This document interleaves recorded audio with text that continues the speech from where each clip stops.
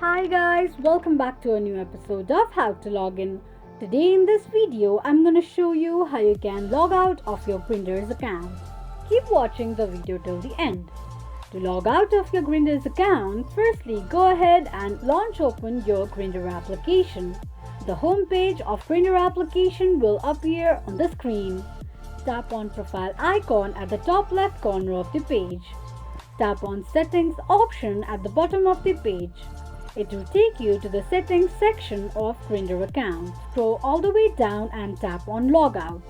Confirm logging out of your Grindr's account by tapping on Logout once again. This is how you can log out of your Grindr's account quickly and easily just in few steps. If you have any thoughts or queries, let us know in the comment section. Don't forget to subscribe to our channel. Also press the notification bell icon so that YouTube will notify you whenever we post a new video. I hope this video was helpful to you. Thank you so much for watching.